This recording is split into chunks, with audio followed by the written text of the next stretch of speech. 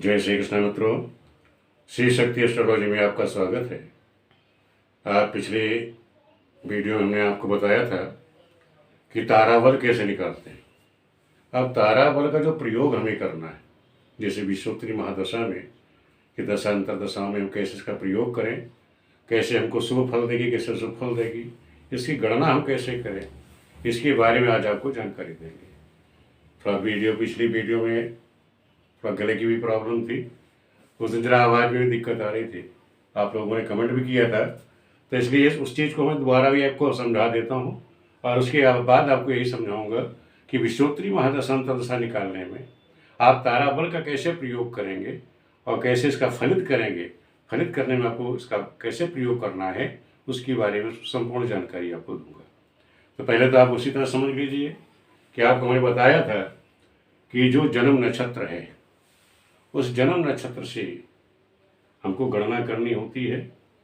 तो पहला नक्षत्र क्या है ताराबल में कि पहला जन्म नक्षत्र होता है। उस जन्म नक्षत्र से जो अगला नक्षत्र होगा उसको संपत कहते हैं, तीसरा विपत, चौथा क्षेम, पांचवा प्रत्यारी, छठा साधक और सातवां वध, आठवां मित्र, नौवां अतिमित्र। इस तरह ये 9 तारे ये तारे कहलाते हैं, ये तारों के समूह हैं। तो इस तरह जो हमारे 27 नक्षत्र हैं, उन 27 नक्षत्रों को हम इन तीन भाग इस तरह तीन उसमें बांट सकते हैं। आप समझ लीजिए, किसी बच्चे का मान लो नक्षत्र अश्विनी में हो गया, तो उसे क्या करेंगे आप इसी तरह नक्षत्र लिखेंगे, अश्विनी, भरणी, कृतिका, रोहिणी, मृगशिरा, तुला, पुनर्वसु और अश्लेषा, ऐसे लिखते हैं। और 3 श्रेणी, 9 की हमने श्रेणी बना ली। और हम सभी जानते हैं कि इनके जो स्वामी है अश्विनी, मघा, मूल, इनके स्वामी केतु होते हैं। विश्वोत्तरी दशा जब आप लोग बनाते हैं तो उसमें इसका प्रयोग हम लोग करते हैं। तो इस समय विश्वोत्तरी का और ताराबल का हम प्रयोग कैसे करेंगे, यही हमें आज आपको समझाना है। तो भरणी, पूर्वा, फाल्गुनी, उत्तरा, पूर्वाखाट, इसके स्वामी कौन है? शुक्र हैं। कृतिका है उत्तरा, फाल्गुनी, उत्तराखाट, इस नक्षत्र के स्वामी सूर्य हैं। चंद्रमा जो है रोहिणी, हस्त, श्रवण का है। मृगशिरा, चित्रा, धनिष्ठा, इसके स्वामी मंगल हैं। अद्रा, स्वाति, शतभिखा, इसका स्वामी राहु है।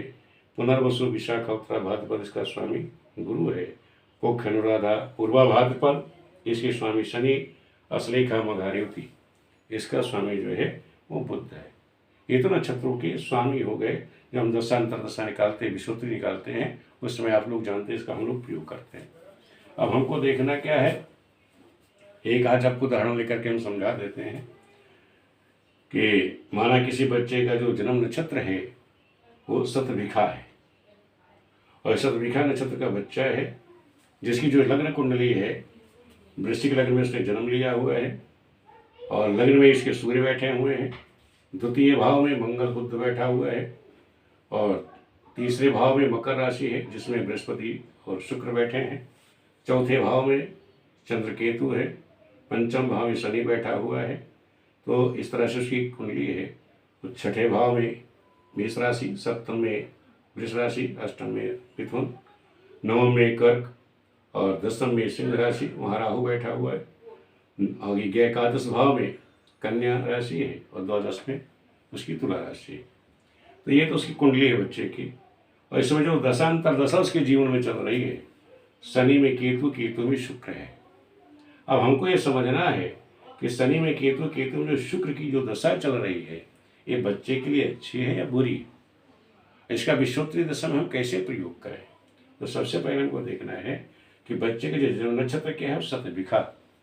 अब आप ये समझ लीजिए किसी बच्चे का मान लो जन्म नक्षत्र शतभिखा हो गया। अब शतभिखा ये नक्षत्र है, और शतभिखा नक्षत्र से हमने बताया था कि शतभिखा नक्षत्र से इस समय जो दशा चल रही है, शनि, शतभिखा से शनि बैठा हुआ है इसकी कुंडली में, रेवती नक्षत्र में। तो आप शतभिखा से लेकर रेवती नक्षत्र तक अगर आप गिनती करते हैं तो कितना आएगा? 1 2 3 4, यानी शतभिखा से रेवती नक्षत्र कितने होगा? 4। 4 का मतलब क्या हो गया कि क्षेम, यानी ये इसके लिए शुभ है। शनि की जो दशांतर दशा इसमें आया थी, क्षेम है, इसका मतलब ये क्षेम आया, ये शुभ कारक, यानी शनि की जो दशा अंतरदशा आई है यहाँ पे, ये इसके लिए शुभ कारक है। क्या आया? क्योंकि 6 आ रहा है, चौथा आया आपका 6। अब क्या है इसमें देखना आपको, केतु, शनि, शनि में केतु, केतु में शुक्र है। अच्छा, शनि देख लिया 6 हो गया। अब हमको देखना है शुक्र की क्या कंडीशन है। शुक्र कहाँ बैठा हुआ है, उत्तराषाढ़ नक्षत्र में। और उत्तराषाढ़ नक्षत्र में होने से जब आप शतभिखा से गिनेंगे तो ये 24वां नक्षत्र है। और 24वां नक्षत्र हमने आपको बताया था कि जब क्रम से आप लोग 6 से गिनेंगे तो 24वां नक्षत्र क्या है, साधक। यहाँ 24वां नक्षत्र क्या होता है, उसको कहते हैं साधक। 24वां नक्षत्र इसमें आएगा साधक में, तो ये भी शुभ है। अब हमने समझ देख लिया कि भाई शनि में शुक्र है, शनि है, दोनों ही शुभ कारक हुए। तो इसके लिए बच्चे के लिए शुभ कारक रहा।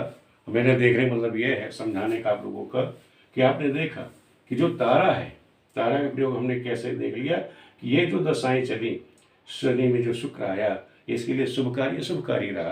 तो हमने ये देखा कि भाई जो है शुक्र है वो शुभकारी रहा, जो शनि की अंतर्दशा आई इसमें वो भी शुभ कारक रहा। इस बच्चे ने अभी अभी इसको नौकरी मिली है, जॉब मिल गई है। जॉब क्यों मिली, क्योंकि शुक्र के क्या कारक है, शुक्र कारक है ब्याज का, रोजगार का। इस बच्चे को रोजगार दिया, पराक्रम का स्वामी है, शुक्र द्वादश का है, जन्मभूमि से बाहर गया। अब शनि क्या है, शनि महाराज जो है, शनि बैठे हुए हैं यहाँ त्रिकोण में, त्रिकोण में उसकी भी दृष्टि कहाँ है, रोजगार में। तो इस बच्चे को इस समय इन्होंने रोजगार दिया, इन ग्रहों ने क्या क्या रोजगार की साधन बना दी। तो ये हमें देखना है कि जो दशांतरदशा है उसका भी प्रयोग हमें करना है। किस तरह दशांतरदशा ये चल रही है, अगर हमें नक्षत्रों किस तरह से ज्ञात हो जाए कि जन्म संपत्ति विपत्ति ये है, तो इससे हमें कौन सी दशांतरदशा हमारे लिए कल्याणकारी है, कौन शुभ है कौन अशुभ है, उसका हम पता कैसे करेंगे। तो आप ये दोनों का प्रयोग करके आराम से फलित कहोगे, जो फलित कहोगे वो आपके 90% सही होगी, क्योंकि आपने विषयोत्तरी और तारा दोनों का प्रयोग किया हुआ है। आप दोनों में एक ही प्रयोग करोगे, कहीं तारा का प्रयोग कर लिया, कहीं खाली डायरेक्ट विषयोत्तरी से आप बोल रहे हैं, वहाँ फलित आपकी बिल्कुल गलत होती है, डाउट वाली रहती है।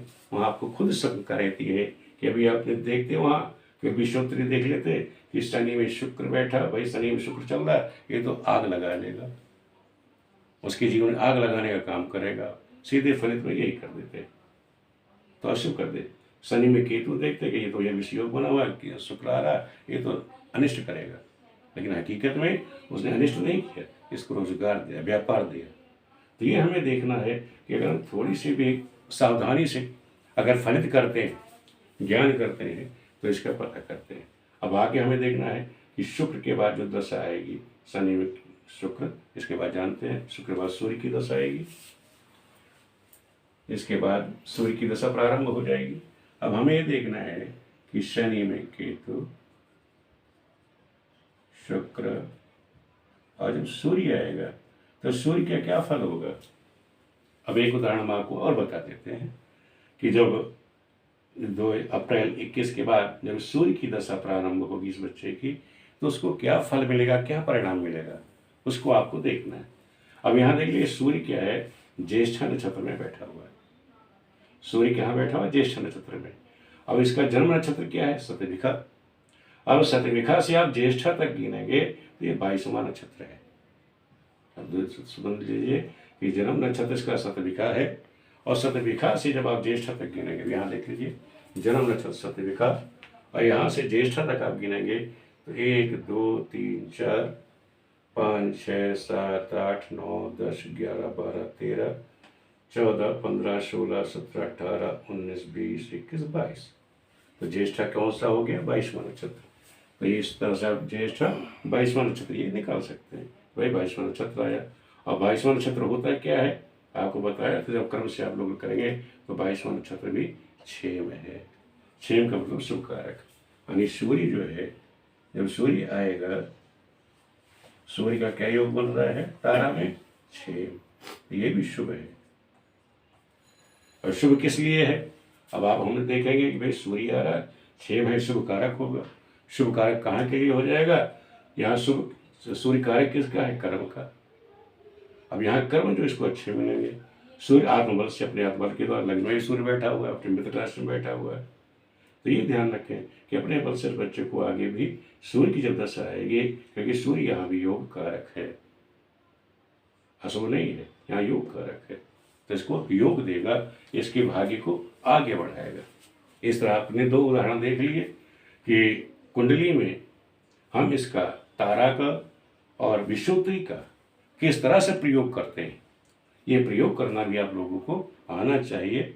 इसे आप देखेंगे, इसे आप सही फलित कर सकते हैं, लोगों का भला कर सकते हैं। समझकर आप लोगों को वीडियो कैसी लगी, और दूसरी वीडियो में जो भी आपको लोगों को नहीं समझ में आई है उसे आप दोपहर समझ लीजिएगा कि कोई समझ कठिनाई नहीं, कि केवल जन्म नक्षत्र, जो भी आपका जन्म नक्षत्र हो, या कोई जरूरत नहीं है, जो भी आपका जन्म नक्षत्र पड़े, मान लो शतभिखा ही है, किसी के जन्म नक्षत्र शतभिखा है तो वहाँ से गिनती शुरू कर दें, 1 2 3, इसी तरह क्रम से डालते जाइए।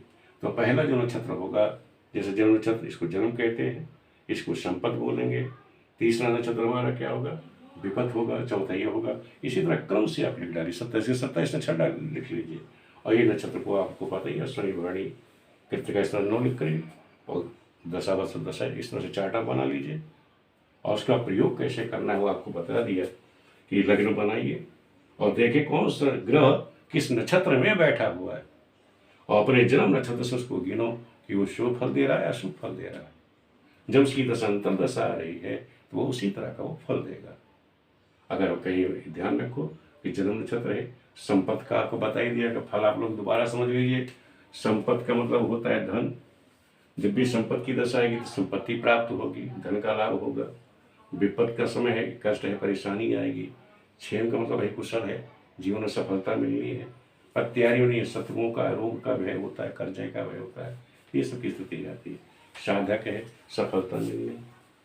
बाध के समय ऑपरेशन वगैरह ना करें, कोई ऐसी काम नहीं करे जिससे दिक्कत या कष्ट आता है बद के समय, ये ध्यान रखें। मित्र की जब भी तारा चलेगा तो उस समय हमारे सारे काम शुभ होंगे, और शुभता में भी अति शुभता ये प्राप्त हो जाती है, वो अति मित्र में हो जाता है। और दूसरा ये भी ध्यान रखिएगा, ये तो साधक मित्र तारा हो ही गया, तारा के द्वारा आप लोग फलित भी कर देंगे। तो इसका भी विवाह में भी हम लोग प्रयोग करते हैं, वो भी आपको बताया था पिछली वीडियो में कि इसका प्रयोग हम विवाह में भी करते हैं और कुंडली में करते हैं। तो इसलिए तारा बल जो है, ये ध्यान रखो कि जैसे चंद्रमा का बल देखा जाता है शुक्ल पक्ष में, सप्तमी से सप्तमी तक शुक्ल पक्ष में वो तारा बल, वो चंद्रमा का बल होता है। शुक्ल पक्ष में हम लोग देखते हैं चंद्रमा का बल, लेकिन जब अंधेरा पाक चल जाए तो सप्तमी से सप्तमी जो है उसमें तारा बल ही देखा जाता है। तो ये ध्यान रखो, किसी बच्चे का जन्म कृष्ण पक्ष में हो जाए तो उस समय आप चंद्रमा का बल नहीं देखेंगे, उस समय ये तारा का बल देखेंगे, विषुवती देखेंगे। तो उस समय आपकी जो गणना होगी, जो उसके लिए आप फलित करेंगे, वो बहुत सटीक होगी। वीडियो आप लोगों को कैसी लगी, वीडियो लाइक करें, सब्सक्राइब करें, अपने मित्रों को भी जोड़ते रहें। और वीडियो में कोई कमी लगे, आप लोग जिस तरह से कमेंट कर रहे हैं, बता रहे हैं, गाइड भी करते रहें, जिससे हम सुधार कर सकें और आप लोगों को आगे समझा सकें कि आप लोग कहीं किसी प्रकार का कोई हिचक न कर सकें। वीडियो देखने के लिए आप सभी लोगों का बहुत बहुत धन्यवाद।